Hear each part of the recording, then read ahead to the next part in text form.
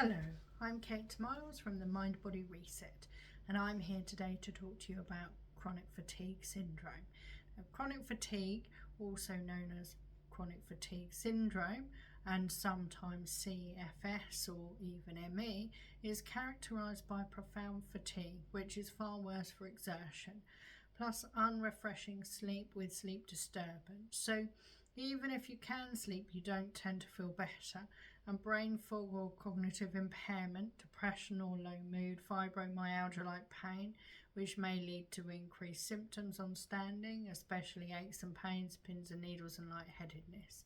Now, the cause is not really known, but a combination of genetic and environmental factors seems likely. For example, post-viral impact and past traumas. Now, diagnosis can be difficult as there is no specific test and all the symptoms could be suggestive of other conditions, which have to be eliminated first. And symptoms also must be persistent for at least 6 months to qualify. Tiredness is a common issue for all of us, possibly even a lot of the time, but chronic fatigue syndrome is vastly different. Imagine walking through treacle, wearing a ball and chain whilst anaesthetised.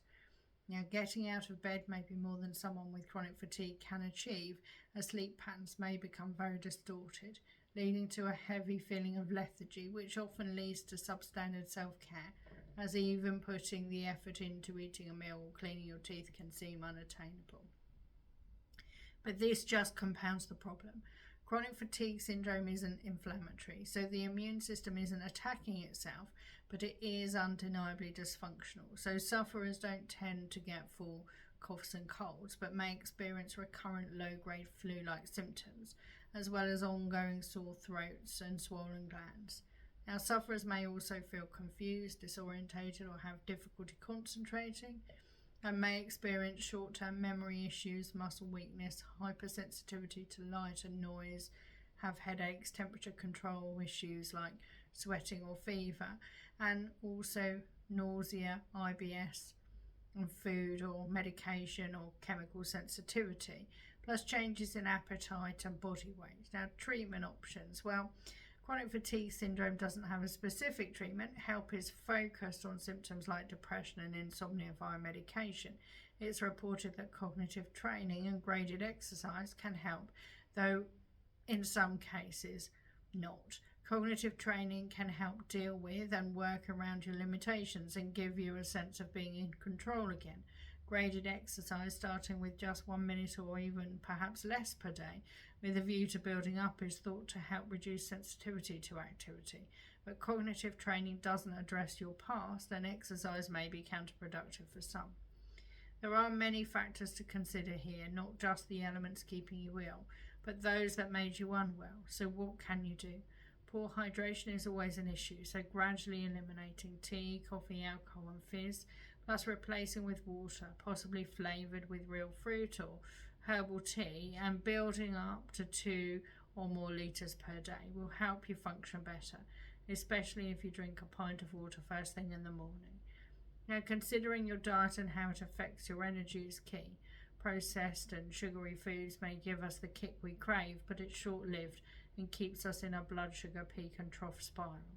Slower energy burn foods keep our energy more stable, so following the GI diet, where we replace high sugar foods with healthier alternatives, is beneficial. Gradually swap white bread for granary or spelt, and cereal for porridge, etc. Where appetite is low, it helps if someone cooks or if you batch cook on better days and have a fridge or freezer full of healthy snacks and meals. Now, it's important to eat 3 to 5, possibly small meals a day to help maintain stable energy levels. We do get water from our food, so if you eat less some days, you need to drink more to make up for this. Sleep is very important, so make sure you don't have caffeine for a few hours before bed. Even green tea may well be best avoided, so try chamomile instead and avoid screens, especially if handheld, as the blue light they emit keeps your brain too alert. Make sure your room isn't too hot. A little fresh air may help. Get comfortable, try relaxing music or meditation audios, and keep the amount of tech in your room to a minimum. Then once settled, try breathing techniques to help calm your brain into sleep. Stress management has to be considered though, so talking therapy can be very beneficial. Do consider sanimentology, a blend of hypnotherapy, guided visualizations and lucid dreaming, which can non-traumatically help diffuse your past and brighten your future by starting to deal with all those elements that have been trapping you in your ongoing symptom patterns. And please do DM me to ask a question, book a health boost audit, or request a discovery call to chat about how the mind body reset could help you. Thank you for watching. I hope you found that helpful. Goodbye.